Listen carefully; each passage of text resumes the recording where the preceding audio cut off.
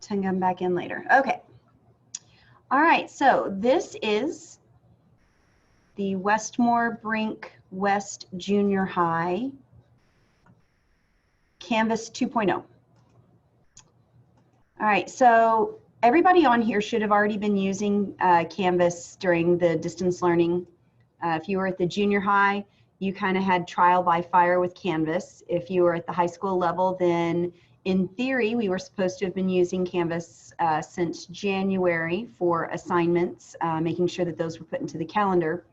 But I don't think we've ever really had a situation where the secondary schools have from day one just started using Canvas. So we're going to go over a couple of things that you should know by now. And if you don't, I can send you to resources where you can pick that information up. And then I'm going to go over some things that will allow you to take Canvas and use it more efficiently and use it for your entire course load instead of just monitoring the assignments and the to-do list. So let's see. As of right now, we are scheduled to push out Infinite Campus rosters and Canvas rosters on August 8th. So we do schedule pickup from the 3rd, 4th, 5th, and 6th at the high schools. So the evening of the 7th or the 8th, they're going to go ahead and push out rosters. So that's when you're going to start seeing your course content, and you can start importing either the course that you created last year, or you can import your Canvas Sandbox course into your new content course. So I see Mr. Ross has stepped on for a second. Mr. Ross, I'm going to go ahead and give you the screen for a second so that you can, there you go. Okay. Hello, everybody.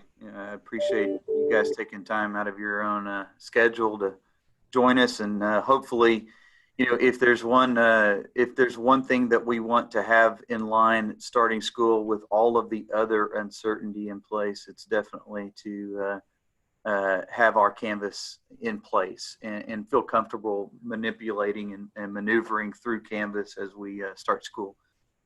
And I have fielded a couple of questions just thus far that I want to kind of go over. Canvas lessons. Well, let's talk about syllabus first.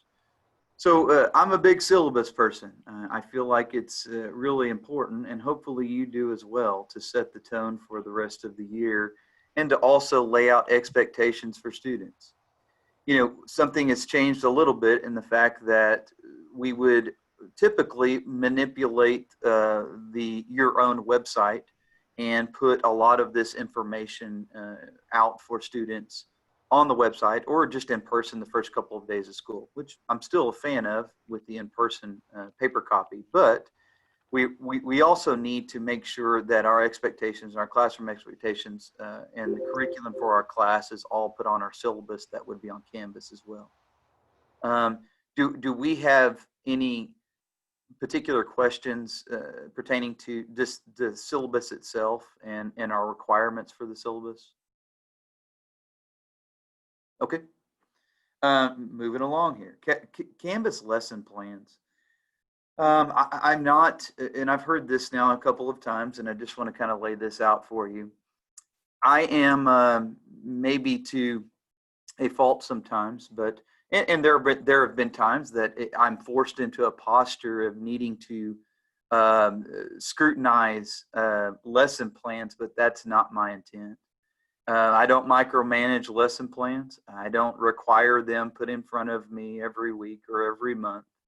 Of course, you know, performance dictates maybe a little bit of maybe several people taking a look at a lesson plan to help people work through it. But that's usually cooperative in nature. I never want this to be a deal where it's more of a ritual than it is something that's beneficial to teachers. We have plenty of things on our plates, and that's not one of them for me. And some of you are expert teachers. Not that you're in a position where you're not, hopefully we're never in a position where we stop learning, but for me to spend an exorbitant amount of time or one of my staff members to spend a bunch of time looking over your lesson plans is just not something that is in the cards for me. just like signing in the mornings, I'm not big on that as well. You guys have got other things to do. And I try to hire good people for you to work autonomously, at your craft. But there are times where we turn into a deal where, I'm forced in, my back's up against the wall and I need to uphold a standard. And for those individuals, maybe signing in puts them in a better place. And some of us need that structure. But as far as lesson plans is concerned, that's not one. Now, with that being said, I don't want to veer too far, of course. Your lesson plans and having a curricular map for your students to be able to navigate and understand where they're going is of utmost importance. And that is something that hopefully will be on your Canvas. We never start off on a trip or a vacation just aimlessly driving. We think that we're going north, but we might end up in North Dakota and we might end up in New York State. You need waypoints along the way, and our students are exactly like that. So making sure that you guys have at least a map for your students drawn out for them on Canvas is the way to go. And honestly too, if the whole idea behind going to option 2 at any given point based on for some type of intermittent absence, either at a site level or by the student, that student, it would only behoove you to make sure that that student can get on there and immediately go to the dates missed so that they can track what that standard was covered for that day. And eventually, hopefully, do that assignment associated with that standard. That only makes sense to me. When you start thinking about Canvas and option 2, I don't know who's all on here. I see a bunch of names and a bunch of friendly faces and some older faces that I worked with. That not that you're physically older, but we worked together for a long period of time. It's good to see you. The idea behind Canvas is actually to make your life easier. The days of running absent assignments up to the office to then be distributed to parents and then they have to come in and get it, that should go the way of the dinosaur. That's the idea behind Canvas. So this is just something that hopefully you guys are getting more and more adept at maneuvering and working through Canvas. Hopefully that's something that as these sessions go on, you feel more and more comfortable with. I've seen a couple of the chats pop up and then leave. If there's something that I need to specifically answer, I'll be glad to the best of my ability. Some of this is still vague, guys. We're on an ever-changing landscape right now. And so when I talk to you, I'm talking to you about facts that I know right now. When we start talking about, it would just be naive of me to think that we're not going to go into a posture potentially as a site into option 2 at some point this year. So, I don't know when that would be, so working systematically through your lesson plans to make sure that Canvas mirrors what you intend to do in the classroom will prepare you for that event where you get a call on a Thursday evening that we're not having school on that following day on a Friday, and in fact we might not be for the next 2 weeks. Though that's a reality. And that's definitely has a high potential of happening. So, when I'm just a figurehead, Wendy is probably one of the most important people on Canvas right now, on campus. I think so. Yeah, that's right. So, her ability to make sure that you guys understand how important this is and then walk you through this would only is probably the most beneficial thing that you could possibly be doing right now. So barring any questions, I'm going to hop off of here. I'm just so you guys know, and people that are part of our staff here at Westmoore, I'm piecing together a letter that's going to go out to the entire staff.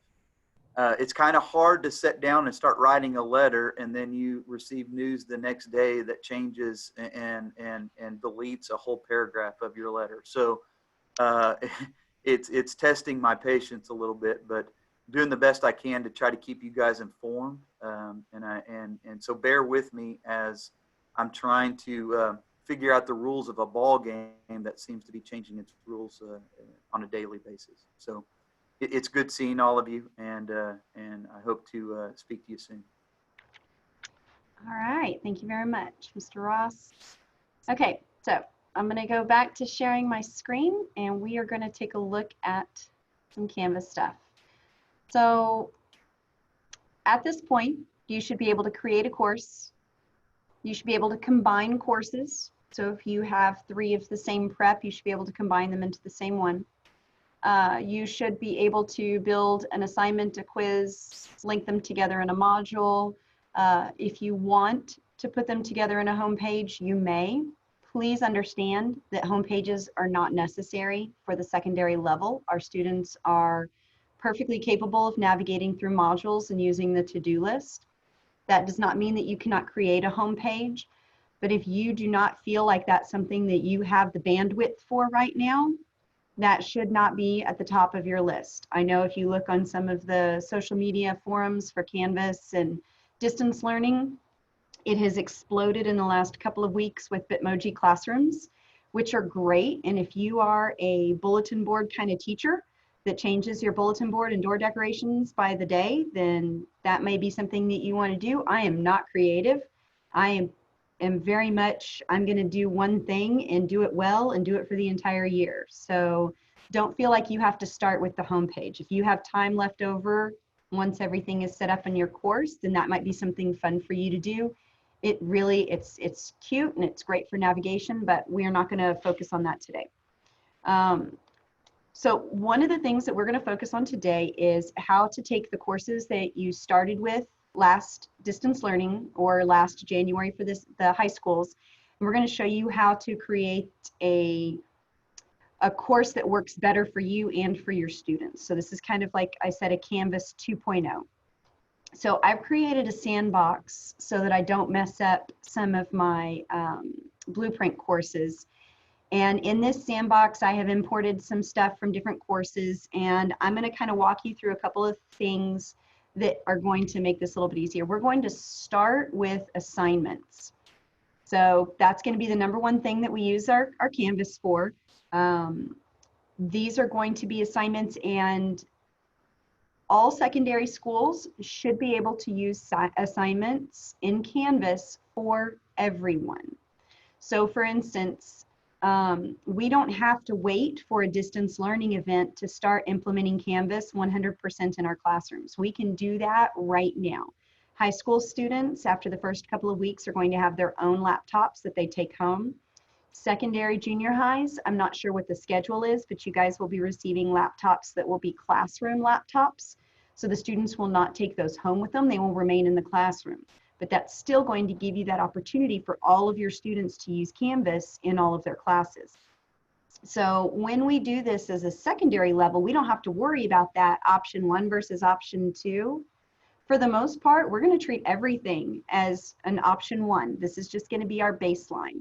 And if we set it up to be our baseline, then it really doesn't matter if students are in the school or doing this from home. They'll have access to the same information.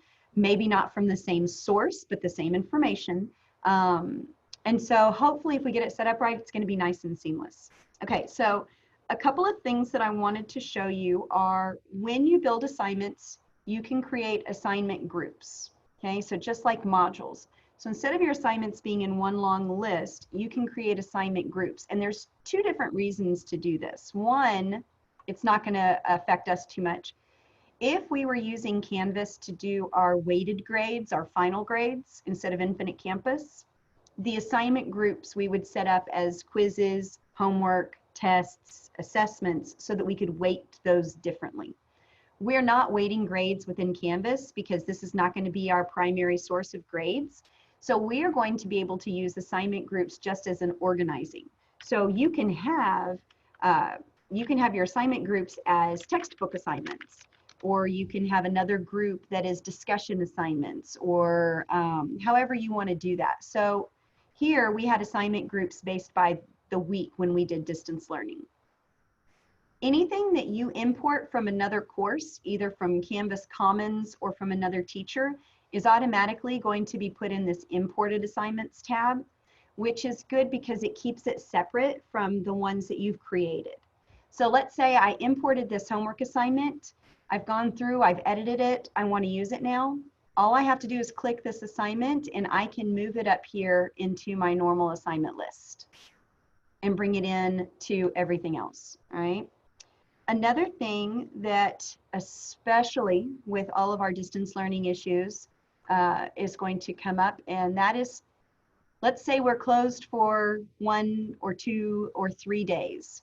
And so now all of the assignments that we've already created, we've already put dates on, we've already assigned, we have to shift those back. We can do batch and bulk edit dates, all right? And that's going to be really, really fun. So let's say we're going to put an assignment here and the due date is the 7th.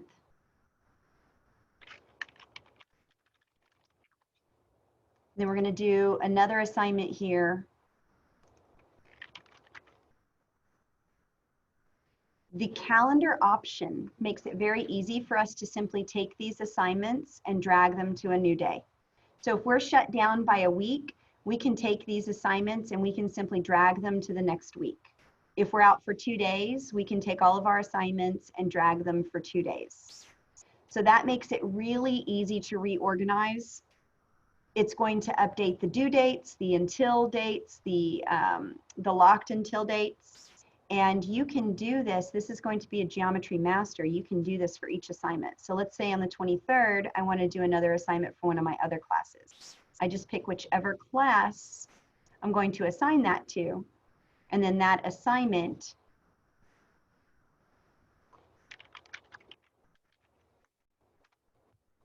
I can move as well. So here's both of my 2 classes for the semester, both preps. I'm going to move those over for 1 day. Does that make sense to everybody? I know that's been some of the, especially at the secondary level, we have to deal with things like ACT testing, assemblies, weather days. And so sometimes what we thought was going to happen on a Friday isn't going to happen until the following Monday. So this calendar option is a really easy way for you to go through and make sure that you keep everything aligned with what your calendar is. This is also a really great way if you have your pacing calendar from your district, your curriculum coordinator. You can sit down here and create your assignment shell. So for instance, if we go to August and I've got my curriculum pacing calendar in front of me, on day 1, I'm going to do an assignment, and that's going to be procedures. I don't have to create the assignment. I just know that on day 1, I'm going to do procedures, okay? And I'm going to set it up either as a note or a regular assignment. I'm going to pick the calendar and I'm going to go ahead and submit it. And then that assignment, the shell has been created and the date has been set. And then maybe day 2, I'm going to do an assignment and it's going to be intro to geometry. So we just do an introduction into point lines, planes, or you could even do, you know, lesson 1-1. And we're going to go ahead and submit that. So now when I go into that course, that Geometry Master course, those lessons have already been created. They're already in my assignments tab. And now I can start doing things like putting them in modules and setting quizzes and notes to go along with them. So this is a really good way to start if you have that district pacing guide. All right, and let's see, another thing that I want to show you guys on assignments, I'm going to go back to my sandbox and we're going to pull up some of the assignments and we're going to walk through some of the options. Some of these options you may have been using. Some of these options may be new for you. So let's just take a standard assignment here. All right, so we all know that SpeedGrader is our absolute favorite person in the entire world. So you can access SpeedGrader from the gradebook, or you can access it directly from the assignment page. So here we've simply attached a PDF file. And so for this one, we had the students, instead of printing this off, the students would view this document on their laptop computers. They could write the answers down in their composition notebook.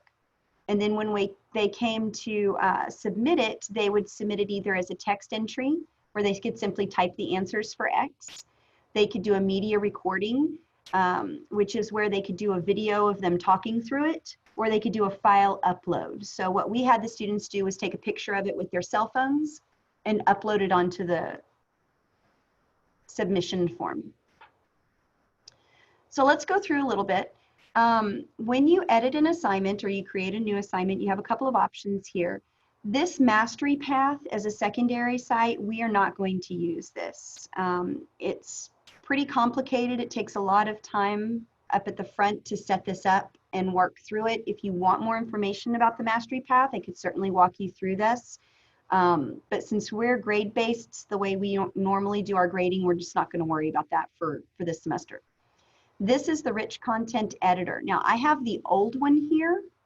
Not sure if any of you guys have any familiarity with the new one. I like the new Rich Content Editor, so I'm going to turn that on real quick. I'm going to go to Settings and Feature Options, and this is where we put some options that are suggested by Canvas, but they're still optional. So the district hasn't made them required. So Rich Content Editor enhancements, I'm going to turn on. You don't have to use this. All of the material is going to be the same. It's just a little bit cleaner to use. Let me see if I can get y'all's pictures out of the way so I can save this. There we go. Okay, so let's go back into that assignment.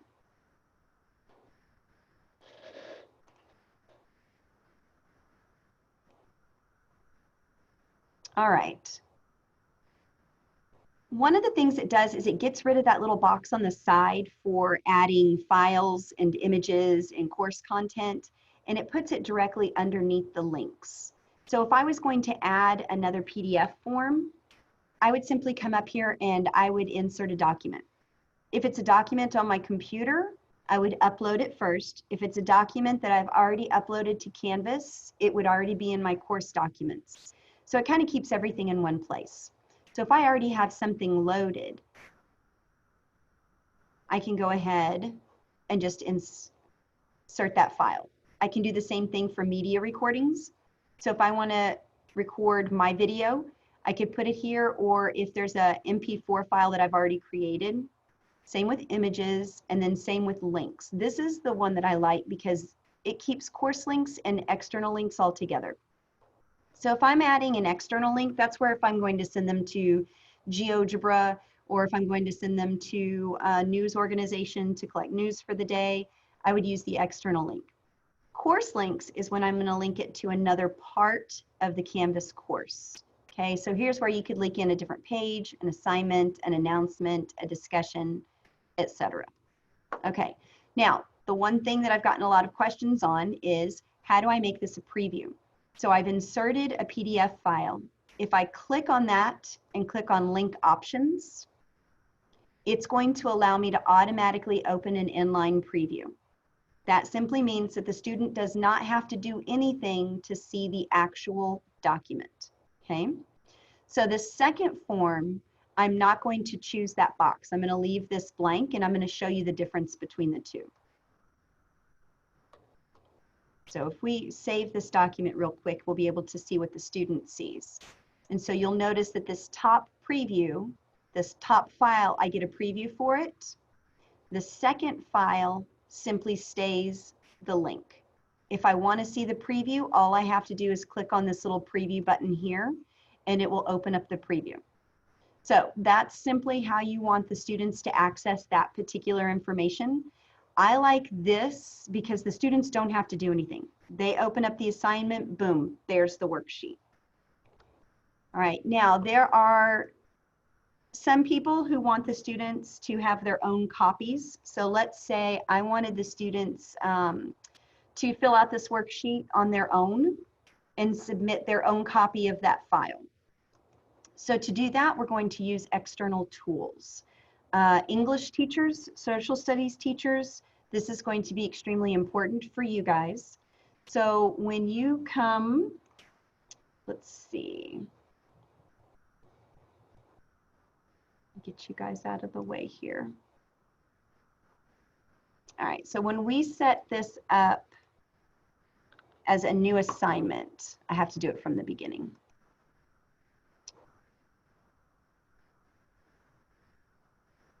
So when we create a new assignment,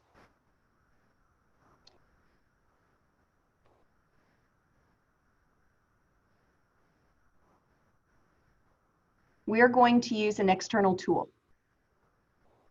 So instead of them doing a submission, the external tool is going to provide them with that option. So when we come in here to find, we're going to look for, these are all of the tools that we have. You can use Clever. So you can use Clever to link an external tool. Flipgrid, I know that's something that a lot of secondary teachers have have found is very useful because it is impossible to cheat on a Flipgrid. So it's a recording of their actual response. But we're going to do this Office 365 cloud assignment. You can use Google Drive as well. I use Office 365, so I'm going to choose this one.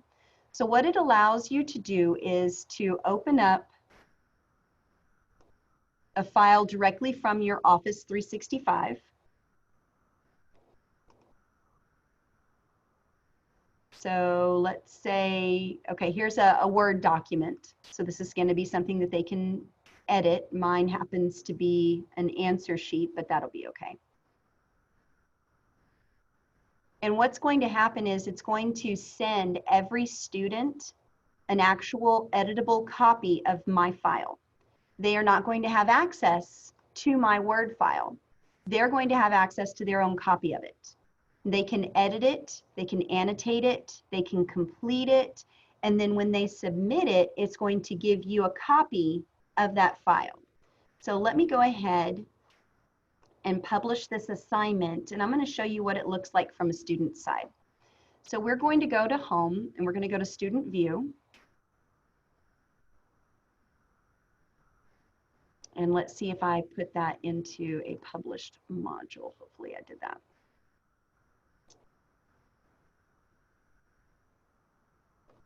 No, I didn't add it to a module, and I don't have the assignments listed. Okay, so let me go ahead and make sure that I have that added to a module. So the one that I just edited was assignment number 1, right there. Okay, and so we're going to add that into one of my modules that's already been published. So week 1 has been published. So I'm going to add this assignment to my published module so that my student will be able to see it. And that assignment is published. So we should be good now. This is some of the stuff that we all learned that first week of distance learning. Everything has to be published. Okay, so now let's take a look from the student's view. So I'm going to go to my week 1 module. I'm going to look for that assignment 1.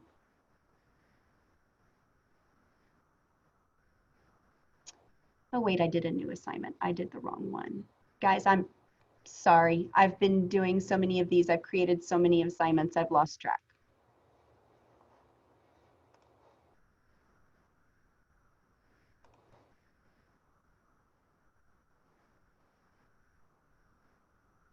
All right, let's make this one an external tool. I got ahead of myself. Okay.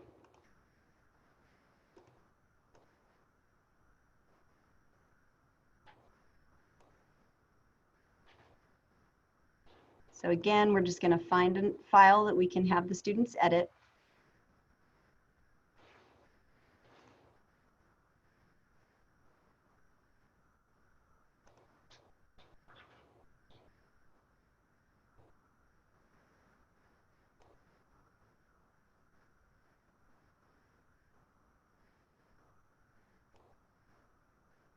All right, so this is assignment 3.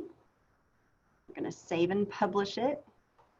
We're going to put it in our module.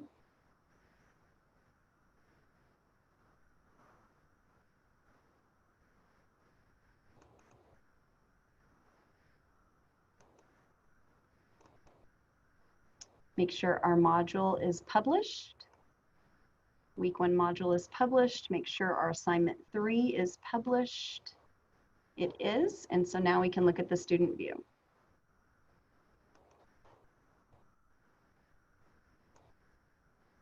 So this is going to answer that question about students not being able to print documents out, but still needing to be able to update those. So this external tool is going to allow them to do that. So let's come down here to assignment 3. So this is the external tool. They're going to have to log in.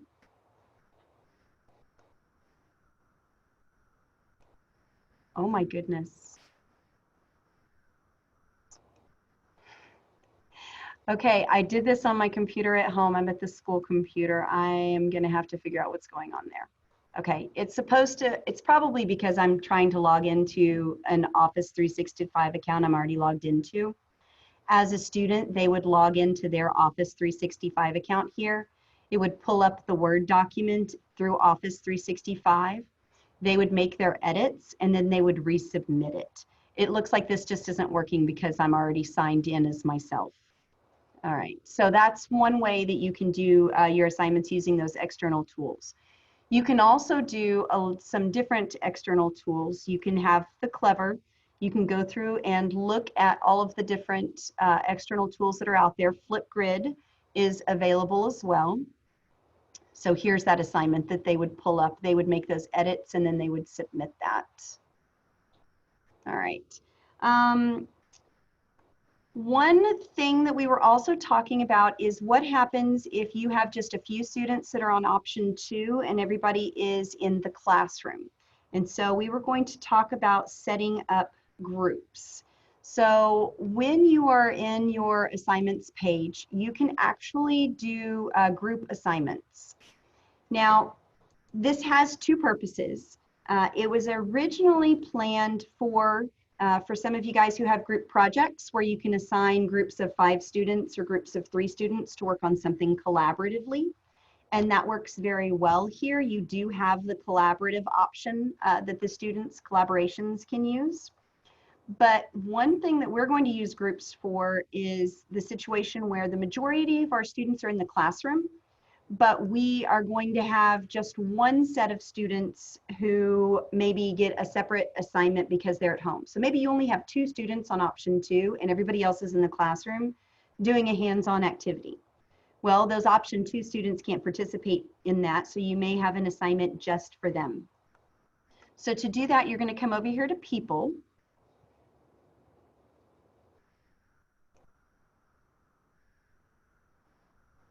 And you're going to go to Groups. Now, there's 2 ways to do this. Because I don't have any students in here right now, you can't see it, but I'm going to open it up here in the Canvas guides. And it's got some examples that show you exactly what it looks like. So if you come down here to Groups, and it says, how do I add a group? I like using these because they actually have the examples filled in. So because I don't have any students right now in my Infinite Campus, I don't have the option of assigning students to walk you through the example. So when you do that add a group set, you're going to be able to give it a name, and you can even give this option 2. That can be the name of your group, or you can have COVID or online or at home, whatever you want to do that to. You're not going to do self sign up. Okay, you're going to go ahead and you're going to assign those students yourself. So once you create that group, it's going to give you a list of all of your students in that course, and you will simply drag the students who are at home into this particular group. So that when you make an assignment just for those students, you don't have to assign it to the entire class. You can simply assign it to those 2 or 3 students who happen to not be at school for 14 days. So if you're dealing with a long-term outage or a long-term quarantine, that group is going to make it easier for you to assign just those students that alternate assignment. Okay, so groups are going to be really good. Let's see, another one. I wanted to talk to you about late and missing work. Now, this isn't going to have so much to do with the COVID, but just in general.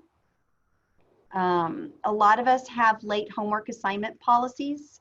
And so when you set up an assignment, and again, we can come back to those guides. And sometimes it's a lot easier to look at the guides than it is your sandbox, just because they have examples with the instructions. So on here, they have how to set up late assignments and how to change the points that are deducted for late assignments.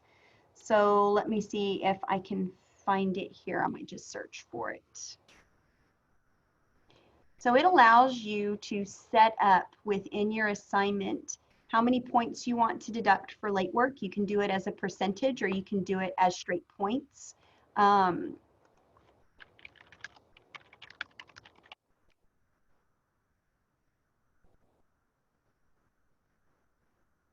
So you can set up your late submission policy. So if I scroll down here, you're going to go to your gradebook.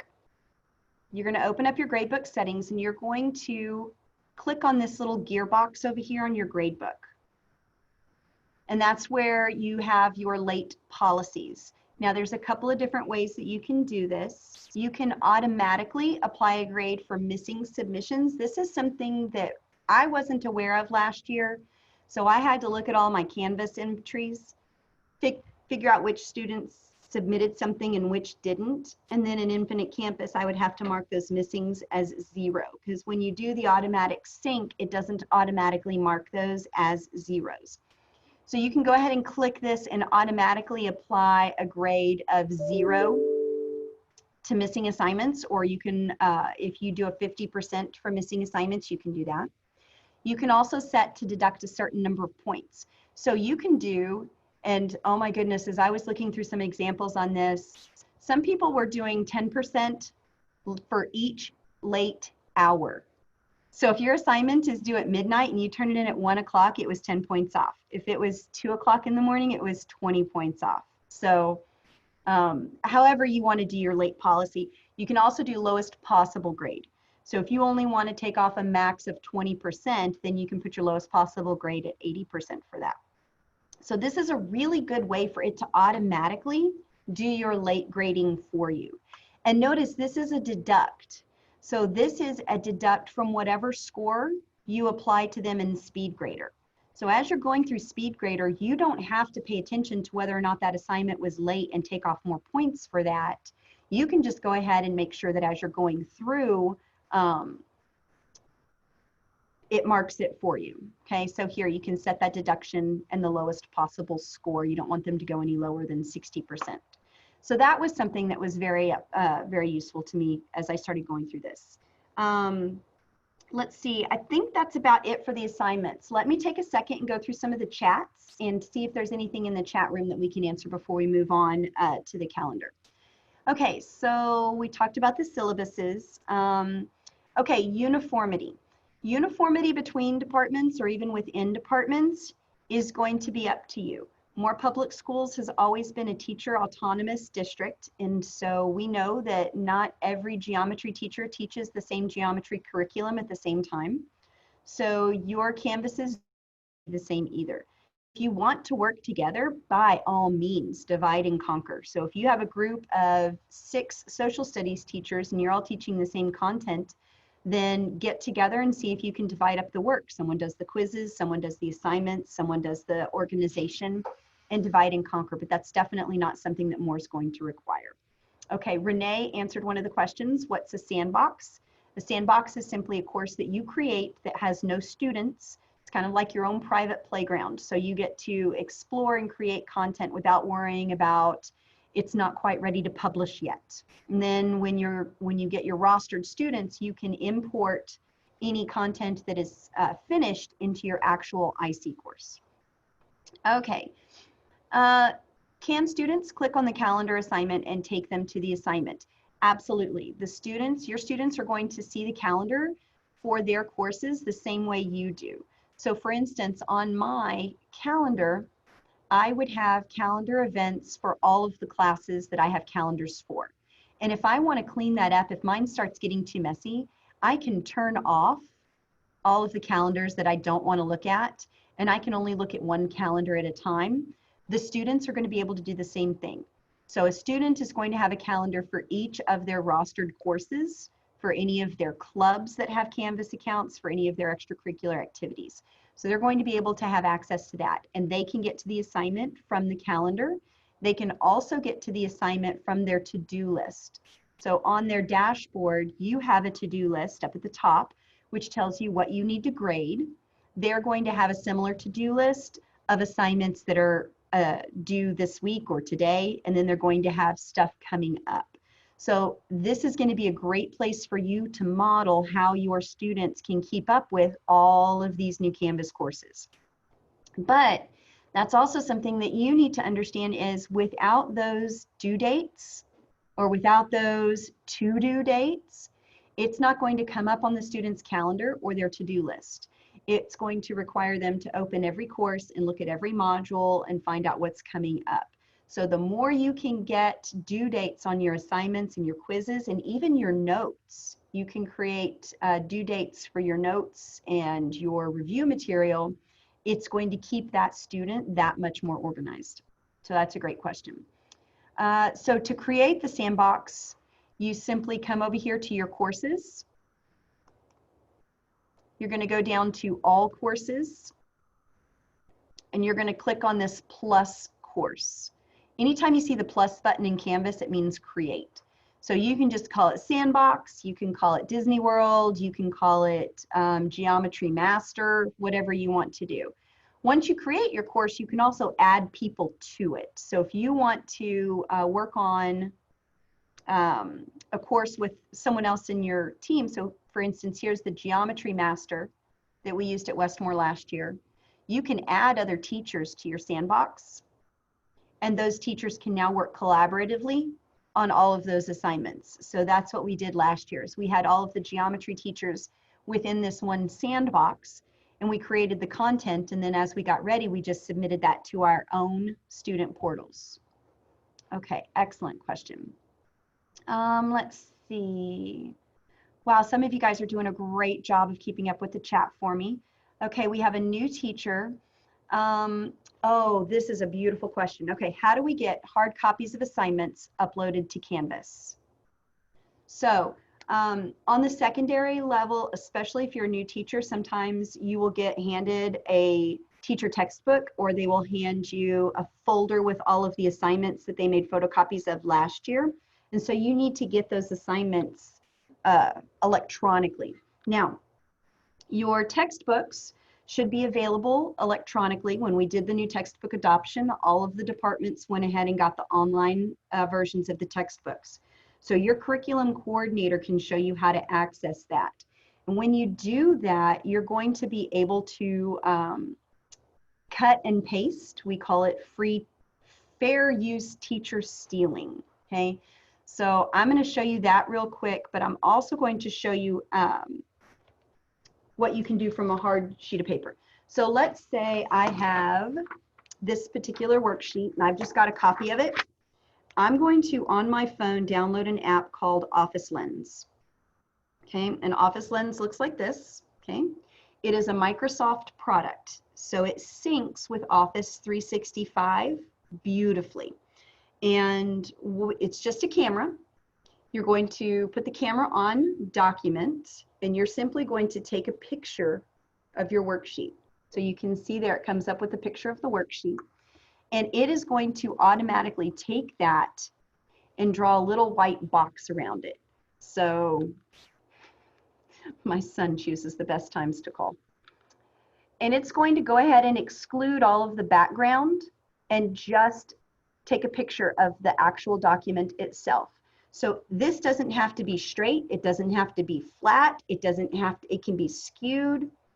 And what it's going to do is it is going to go ahead and capture just that document. So it eliminated everything else. And now I'm going to take that file and I'm going to export that. And I could either send it to my photo library as a JPEG, or I'm going to go ahead and send it directly to my Moore Public Schools OneDrive account. So if I click that up at the top, it's going to take it directly to my account. I can email it to myself, or I can save it directly into my OneDrive. And then from there, I can access that on my computer and upload it straight to Canvas. So this is a really good way if you've got a bunch of documents sitting around the house and you want to get electronic copies of those. It's super fast. You don't need a scanner, you don't need a photocopier, you don't need anything else. Another way that you can get electronic copies, and I'm going to have to change how I have the screen sharing on this so that you can see all of my screen. Drop this down. Okay. At the very bottom of left of your screen on any Windows 10 device is the 4 squares that are the Windows buttons. So if you click on that, you'll be able to type in the word snip. So snipping tool is on all Windows 10 operating systems. It's also on Windows 7, but you shouldn't be using Windows 7. And this snipping tool is basically like a screen capture, but better. So for instance, if I was going to be in, let me open up, just open up a file. So let's say I have a website or I have a file and I just want to take a copy of a small part of it. So let's say I have a worksheet and I just want this one little image. I'm going to take that snipping tool. I'm going to make a new snip and I'm just going to draw a box around the part that I want. So these are all the formulas for geometry. I'm just teaching area today, so this is the only formula that I want. I can take this and I can save it, and now I've got a JPEG picture that I can put into a Word document, an assignment, a quiz, a home page, anything. And it just saves that file for me so that I can import it into my Canvas. So those are 2 really easy ways to get documents into an electronic copy that you can use in the classroom. Okay, let's see. Oh, someone asked if this is being recorded, and I'm going to upload it to my YouTube channel at the end of this, so that's going to be great. Let's see. Oh, there is also an external tool that makes a PDF into a Word document, so that's a good one. There's some online versions of that. One that I've used is PDF Candy. So it's kind of like a free PDF editor, so you don't have to have an Adobe. Some of these work better than others, but if you have multiple PDF documents that you want to combine into one, this is a great source. This is converting a PDF document to Word. So if, let's say, you take a picture of something on Office Lens, you have a PDF copy of it now, you can actually convert that to Word. And for the most part, if it's a pretty standard font and pretty standard form, it'll convert everything into an editable Word document. So that's always really good. And there's a couple of different things in here. You can split a PDF. So if you have a 50-page PDF document and you only want 1 or 2 pages, you can use that. You can rearrange pages. This is just a really useful tool. And then you can save everything right to the versions. Okay. Okay, there was a question. Are there assignments already created somewhere that I can get access to get started? Okay, so for new teachers, the curriculum coordinators are coming up with the first 4, 5, 6 weeks worth of curriculum, and it's going to be bare bones. So it's going to be lessons and assignments and assessments. It's not going to be anything fancy. It's not going to be really deep, but if you are brand new and have nothing to start with, contact your curriculum coordinator and make sure that you get access to those, because that's exactly what it's going to be designed for. Okay, so there was a question, where can we find the Canvas guides? Canvas guides are going to be under the help button. So if you click this little question mark here on the left, you've got the training services portal. That's where you can get videos from Canvas on how to do certain things. They're actually building that up pretty good right now. There's one called K-12 First Day Ready, which is a really good one to step you through. But the Canvas guides are right here under Search Canvas Guides. So a little lost, try here first. And these have been my absolute favorite resource to go to. It's right here under Canvas Guides.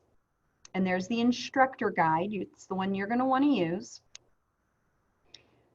But honestly, my first week of Canvas, I started with the introduction and I went through and I looked at all of these. And they're just like little PDFs that have step-by-step visual instructions. So for instance, how do I delay a posting of an announcement? So you guys are going to use announcements quite a bit in your class. And so here's the instructions. It shows you where to click. It always highlights it in red, shows you exactly what to do.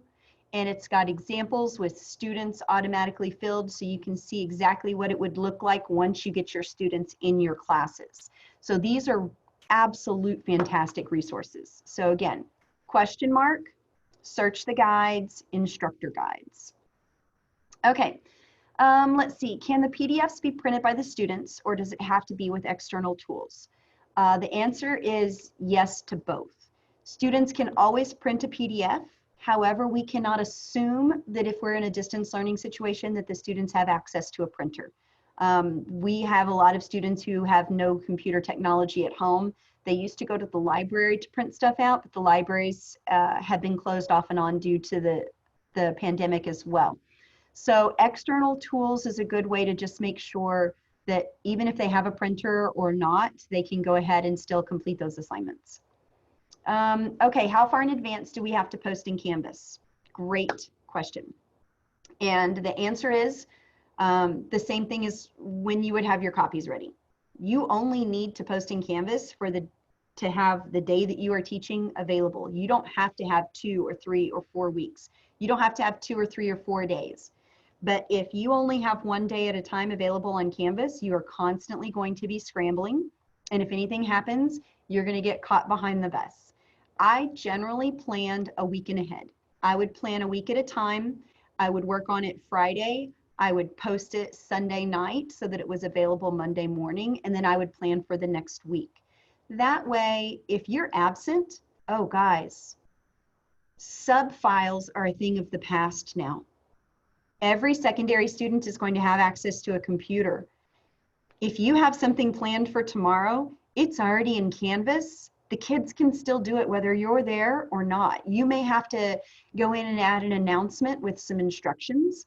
You may have to go in and post a YouTube video that goes over the lesson or a Khan Academy video that goes over the lesson, but it's already there. The substitute teacher's job is simply to tell them to log into Canvas and do what your teacher tells you to do and make sure that they don't get onto something else. That's it. So no more subfolders, no more calling your department head at 3 o'clock in the morning and saying, hey, I need you to make 100 copies of something that they can do without any assistance. It's going to make things easier for you as well. Can you write on the uploaded document? That is going to depend upon their device. Some devices will allow them to ink. Do not assume that they have that capability. So for right now, I wouldn't even use that as an option unless you've worked it out. The high school students should be having touchscreen devices. They're not inking devices, but they are touchscreen. So it depends on the sensitivity and the tool that they have. Once we kind of get those in the hands of the students, we might see how that works out. Someone said that the Grabit tool is the same as the Snippet for Macintosh. So if you have an Apple product, then you can use the Grabit tool. I'm not a Mac person, so thank you very much for that. Okay, let's see. Oh yes, bookmark everything. Okay, do we have access to Studio? We do not have access to Canvas Studio. That is a paid for add-on. If we do some research and in the future we find out that that's something that is going to benefit us, then we can look into asking technology for that. But as of right now, we do not. Okay, we're all caught up on comments. We have just a few minutes left. I am not going to log off at 3 o'clock. I will stay on here to answer questions as long as necessary until my husband calls me and tells me I have to come home. So there's a couple more things that I wanted to kind of do real quick. Let's see. Oh, quizzes. I do want to show you this real quick.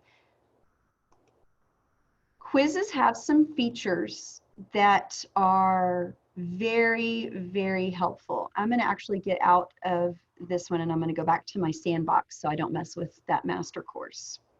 Okay, so quizzes has, and we just got this turned on last week, it is a new quizzes option. So when you create a quiz, it's going to ask you, do you want a classic quiz or the new quiz? Okay, classic quiz is the only thing we had access to last year. So that's your standard multiple choice, short answer, fill in the blank, drop down response, all of your standard quiz options. But we just turned on this new quizzes. Now Canvas has been using new quizzes for a couple of years. There's a lot of great videos on how to use it, but they have a whole section in that Canvas guides of step-by-step how to use the new quizzes, okay? So the new quizzes, you're going to set this up. Notice there's no questions here yet. You're going to set the quiz up first, okay? So you would give it points. You can change the assignment group. You can also, and this is really good for things like bell work or practice, instead of percentage points, you can do complete, incomplete. So basically you can do credit, no credit grades. You can do this on quizzes and assignments. Okay, that would have been a game changer for me for some of this distance learning because we were told if they make any attempt, just go ahead and give them credit. Okay, so they have a complete, incomplete. You can do standard points. So if you just do 10 points, 5 points for an assignment, and that's how you convert into Infinite Campus, that works as well. We probably aren't going to be using letter grades or GPA scale, but down here, I want you to go ahead and once you save this quiz,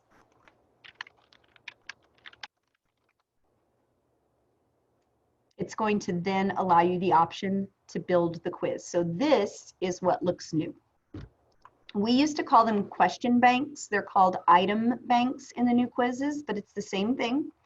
You can build up a group of 20 questions for a single quiz. And then here's the kicker. You can assign 5 random questions from that bank of 20. So a lot of questions. How do we keep kids from cheating when they have their own laptops? How do we keep kids from doing the same quiz next to each other? This is a way to do that. So you would create your questions, and there's a couple of new options. There's categorization, which is kind of like matching. There is hotspot, which is a really good one. So you add an image to your question and you say, click on fill in the blank. So biology, guys, your cell diagrams, click on a mitochondria. Click on the nucleus, click on the cell membrane, and you can have hotspots on each of those questions. So if they click in the correct area, they get credit for that question. That was a really good one. The stimulus down here is where you're going to add content. So for instance, social studies, if you want to have a reference article and then they answer questions based on that reference article, or reading if it's a comprehension thing, the stimulus is going to be kind of that material that they use to answer the questions, and then the questions would be separately. So as you go in and create these questions, okay, you're going to be able to add them to a question bank. So let's say you're just doing math. This is where divide and conquer is really good. So you get 5 teachers together. Each teacher submits 5 questions.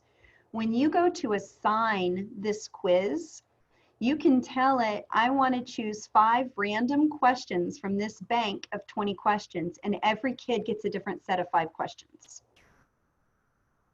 So really good option if you're wanting to keep kids from cheating, especially on a substitute teacher day where you've got 2 kids sitting side by side on their laptops.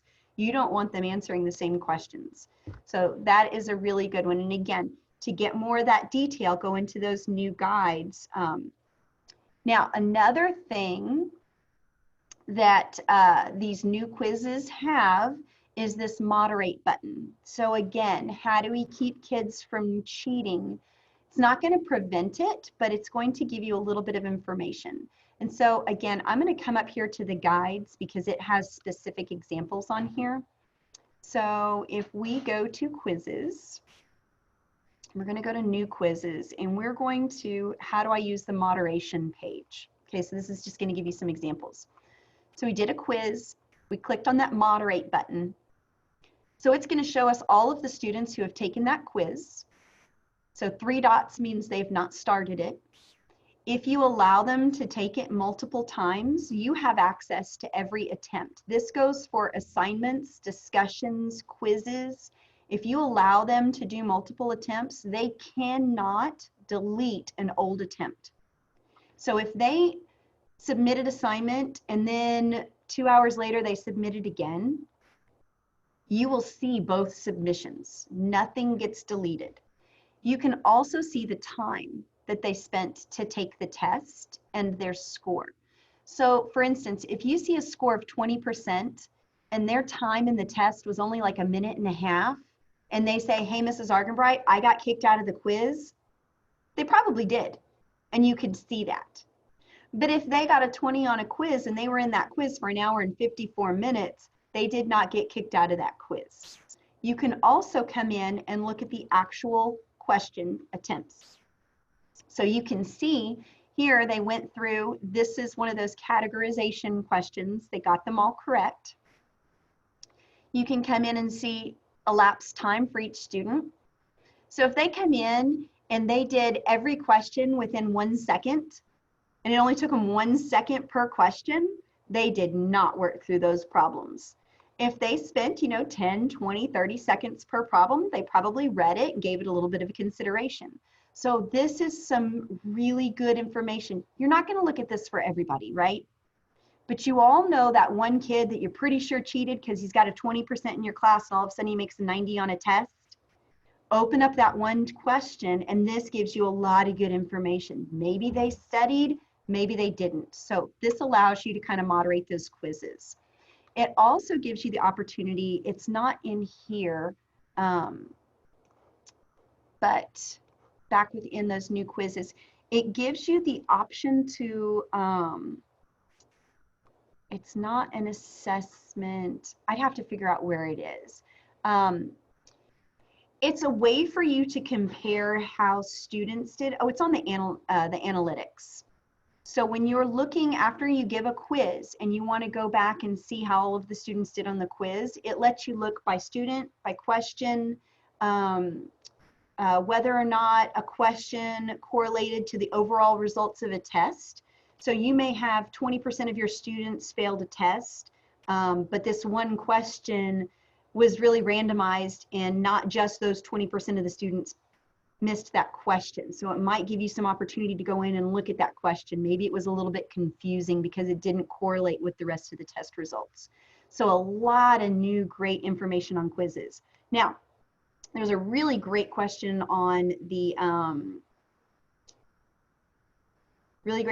chat, and it says, can you use it for bell work? Absolutely. I used quizzes for bell work every day. And it was just, sometimes it was just one question. And so as the kids came in, I said, okay, you have bell work for today. They opened up their Canvas on their phones. They took the quiz. That gave me time to handle absent students or late students or do attendance, and everybody was on task working on their bell work.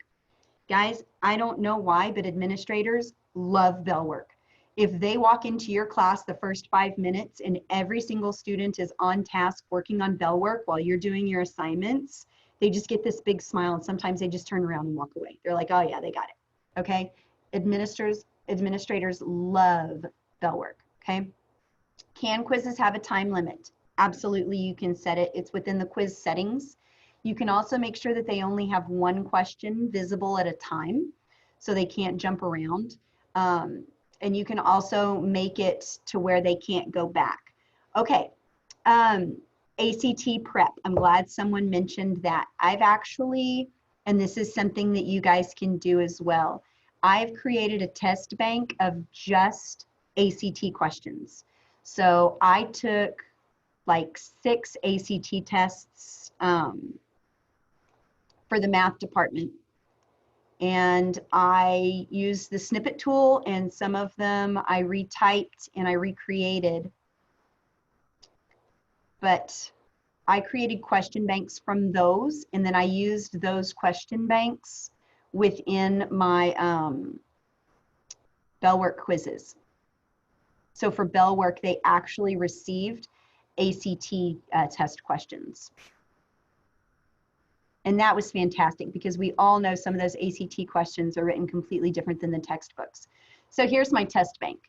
So what I would do is when I went to create a quiz, I would create a new quiz. I'm just going to use the classic version for now because that's what I'm used to. And when I go to questions, find questions, I don't have to retype them. These are my question banks. I've got 60 questions here. I can just go through and select the questions that I want to put in that one quiz. And I am done. That quiz now has 5 questions. So this is something that up front requires a lot of time and a little bit of extra work. But imagine if you get this done over the summer, or if you build onto it a little bit as you're going through the years, these all stay. You don't lose these at the end of the year. You copy them into next year's courses. And so every year your question bank increases in complexity, and eventually you're going to come up with an exam view type question bank. And if you join sources, if you join forces with your other, your horizontal team members, then you're going to be able to build these really easily and really fast. So definitely try and find ways, because these quizzes, they don't just have to be assessments. You can use them for Bell Work. You can use quizzes for homework assignments and make your homework assignments self-grading. So normally you would have to go through and grade an assignment. If you build an assignment in a quiz, it's self-grading. And so now you've built it, you've assigned it, and you're done. It auto-grades it. It auto-syncs to Infinite Campus. You've got the late grades. You're finished. So it does get a lot easier as we get through. Okay. Okay, yes. So there's a question about SpeedGrader. So let's go into SpeedGrader real quick. So SpeedGrader, if you look over here at these options up at the top, you can do individual group view. That's more if you're going over assignments with a parent during a conference. The gradebook history is kind of what you want. But this view here, you can add filters. You can filter by modules. You can arrange these across the top. So instead of having like 100 assignments in IC, you can just do it by individual modules, or you could do it oldest to newest, newest to oldest, or assignment groups. So if you want to do assignment groups as your filter, this is where it might be really nice to go ahead and have those grouped so that you can filter those out. Okay, and then once you have, I only have one section here, but one of the filters that you can also do is by section.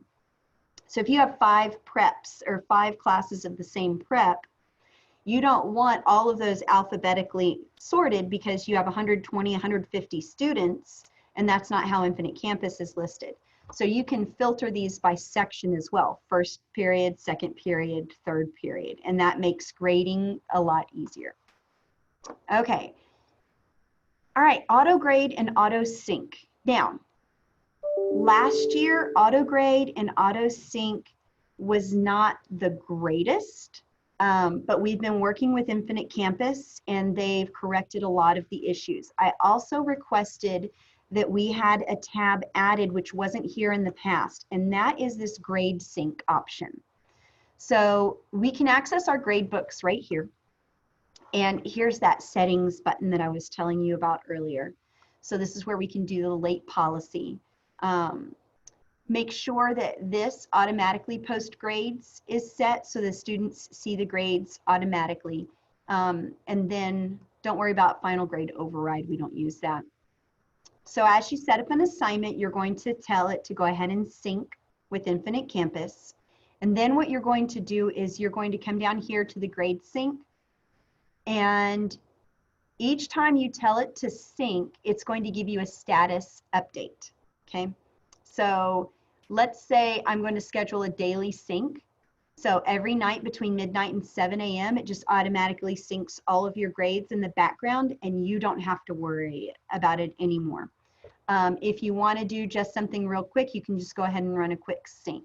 But what we were having problems with last year is we would hit sync and then nothing would happen and nothing would happen. And we didn't know if we did something wrong or if Infinite Campus had a problem. So now what you're going to get is you're going to get a status here, and it's going to say sync on this date. It's going to tell you if there were any errors. It's going to tell you if it failed. It's going to tell you if it's still in progress. And you're going to look for this little green check mark. So if you ever have any issues where you don't know if grades are syncing properly, go ahead down to this grade sync button. It just popped on today. I'm so excited. And you'll be able to see all of your Infinite grade syncs and make sure that those all work. Okay, let's see. Brittany, you sent me something. What did you send me? Okay, you sent me a picture, but it's not letting me open it up. Let's see. Okay, it's an assignment, but it looks like a quiz. Okay, so when you create an assignment,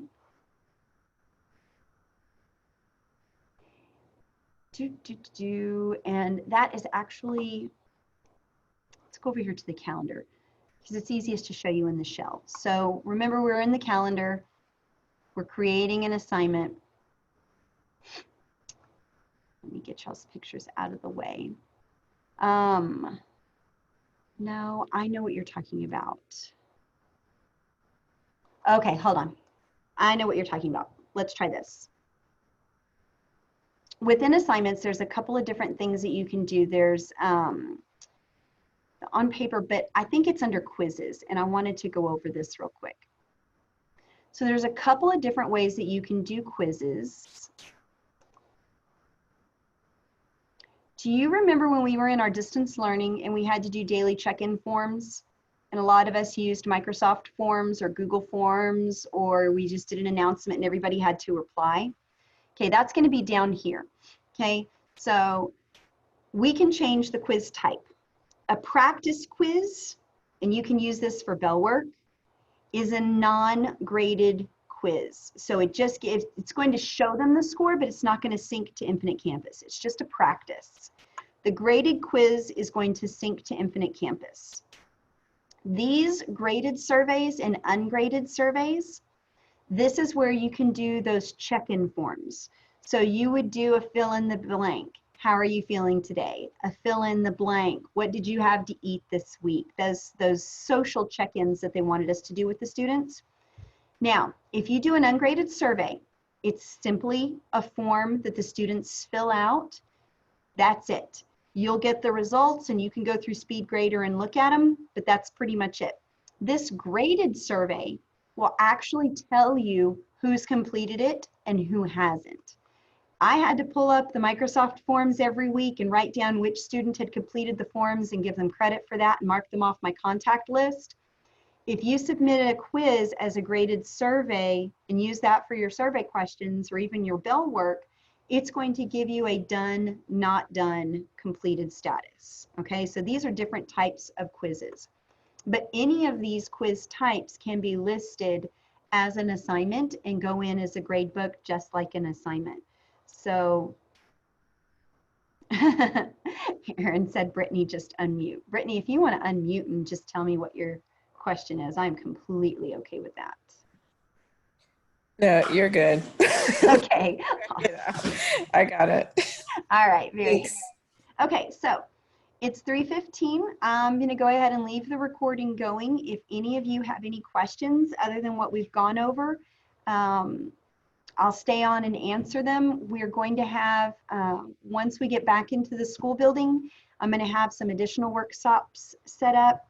Now, if we were going through this and absolutely none of it made sense because you're brand new teacher and this is completely new to you, I'm going to go ahead and give you a YouTube link to 4 sessions that we did for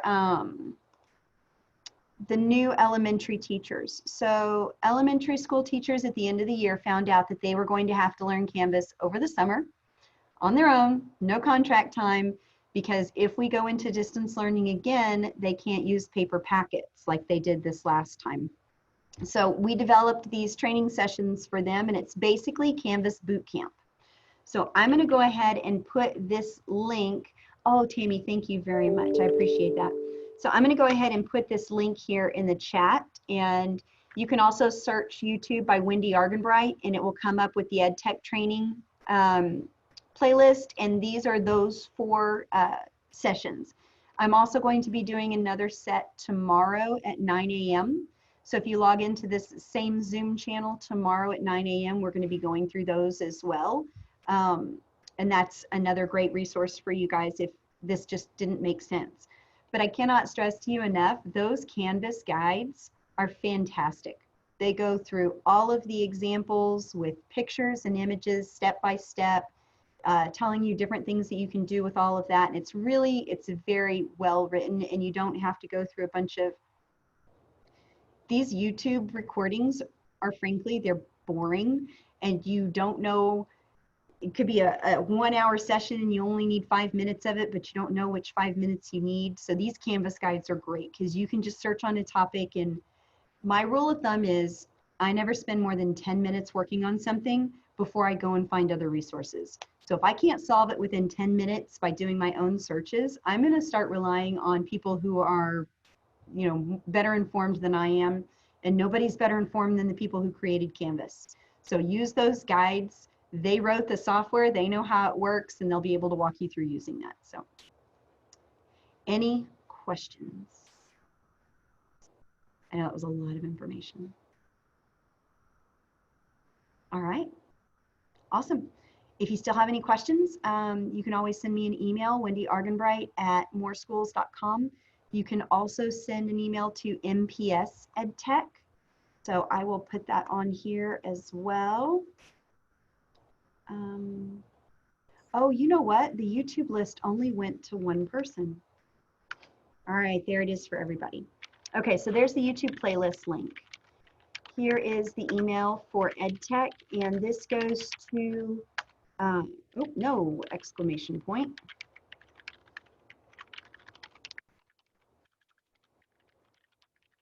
Okay, so there's the EdTech email address. It goes to all of us.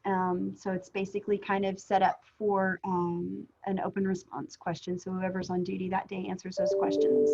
Or you can send one directly to me at wendyargenbright@mooreschools.com.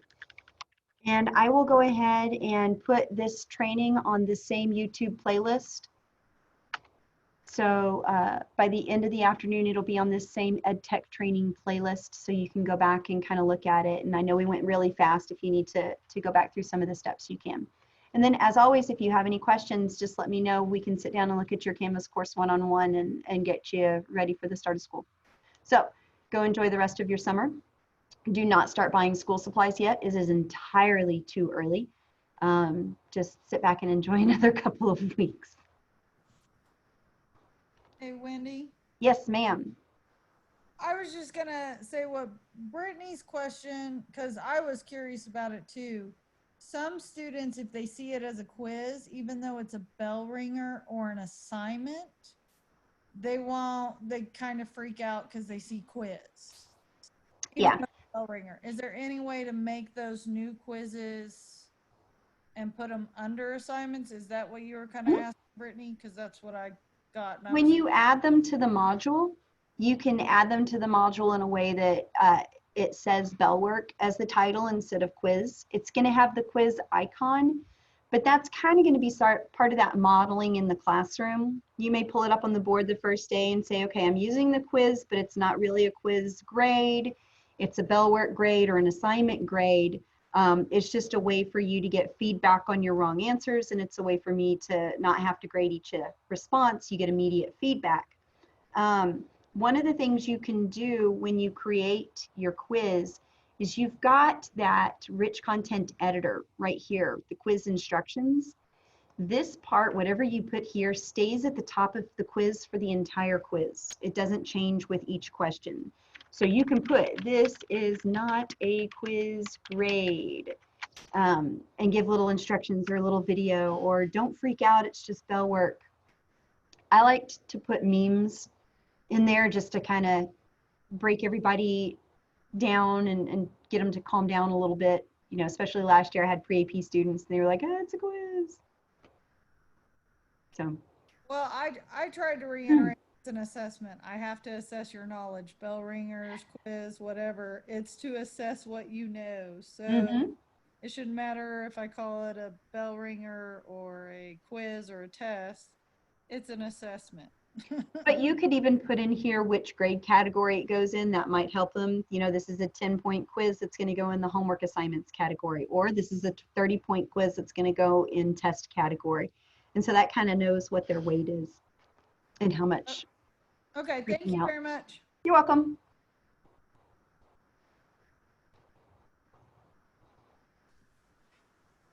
Well, I think they'll be more apt to do it because it was optional back in the spring. So Oh yeah. we'll be good. Oh yeah. They'll And do it. in all honesty, the ability to get all of this stuff online, like I had a bunch of teachers at the elementary level, and that was their concern. They were like, well, what about those students who, you know, didn't do anything? And I'm like, well, now that everybody's going to be on Canvas, there's no hiding it. Like you can't tell, a parent can't tell you, oh, well, my student's done all the work and you must have lost it. You can pull up, or you can even ask me and I can pull up the student's account and I can be like, they haven't logged in 2 weeks. I'm not really sure what work they're doing. So it kind of gives you a little bit of feedback as well. And you can say, you know, I'm sorry, your student missed 30 days of school last year. And yes, you got an attendance waiver because they were sick or under quarantine, but they still had to do the work. And if they don't do the work, they don't make the grade. So that's kind of that balance that we're going to have to figure out with this, because learning may look different in a bunch of different ways. So. I just had one more thing because I Mhm. probably am delayed. On syncing, I have not synced mine to Infinite Campus. Is that Okay. on the how-to guides? Absolutely. There's actually, and this is new as well because Infinite Campus did not initially want to communicate with any LMS systems. It's just in this past year that they've been able to do this. So underneath, I think it's under grades, there's this section specifically on Infinite Campus and how to sync with Infinite Campus. Let me just do a search. And it shows all the steps where you need,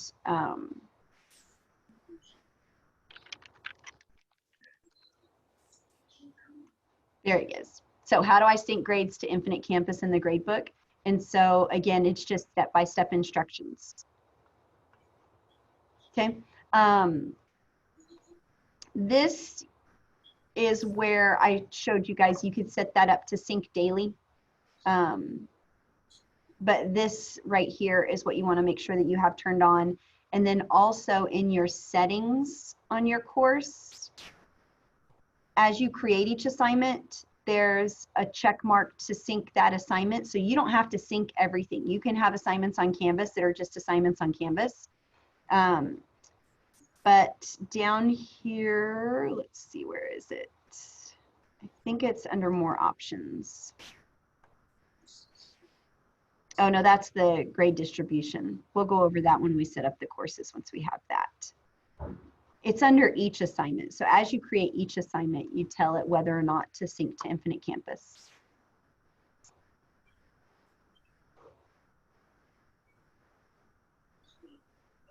So right there. Wendy, are they going to pull grades, final grades from Infinite Campus? Yep. Infinite Campus is our reporting software. So that's our student information system. That's what correlates, sends data to the State Department. So the State Department requires, you know, attendance and grades and eligibility and all of that. That is still within Infinite Campus. Canvas, so when we give grades in Canvas, we are only giving individual grades. We are not going to show students their Canvas average because that's never going to match Infinite Campus. So they'll only be able to see per assignment grades. They won't see an overall grade in Canvas. They will have to go to Infinite Campus for that. And actually, you may want to start doing this. I had to start doing this. I'm going to calling it IC and Canvas because Infinite Campus and Canvas And then Canva, we're getting completely too confusing for me. So I'm really working on saying I see. It's not going well. Right. One question. Vivian and I are going to teach a class together. It's a co-teach thing. They're giving me 15 students and her 15 students. She's going to be in charge of assignments. Okay. She assign something and go into my account as well, because the kids are going to have access to mine, and I don't know if they'll have access to hers. They probably will not have access to hers. You can do this one of two ways, and that's kind of a special situation. It kind of goes along with some of our special ed classes that we do. She can either manually add your students to her class, so everything's under one, or you can copy her assignments into your course each day, and it will automatically assign them to your students. That would probably be the easiest way, so that with students unenrolling and re-enrolling and whatever movement, that makes sure that everything stays current, is each day. So if she has an assignment that she creates, or you can even do this with the entire course, but if she creates an assignment, you just have her come over here to these 3 dots, and she's going to send you that assignment. Okay. And then you can put it into your course. And that's a really good way to share content. Yeah, that's why I was wondering, how am I going to get access to hers, but she can send it. That's Yep. great. And when she does that, you see how my face over here has a little 1 on the top? Yes. Okay, so that is where it's going to end up under that shared content. So when you click on your profile account under shared content, it's going to say, okay, this course, Rusty Anderson sent you a file. He sent me a page. And so you can simply put that into your course from here. Okay. I may need some help on how to get it in there, but Absolutely. I appreciate it. Yeah, no problem. We can definitely do that. Is there a chance that either before or during our in-service that you could meet with the all the art teachers? Mhm. Yeah. Who's your department head? Okay. Well, in art, we go to Kimmy. Kimmy's our go-to person, but over all of them, it's Miss Landreth. Okay. Let me get with Kimmy, and we'll set up a meeting for all of you guys. Thank you very much. No problem.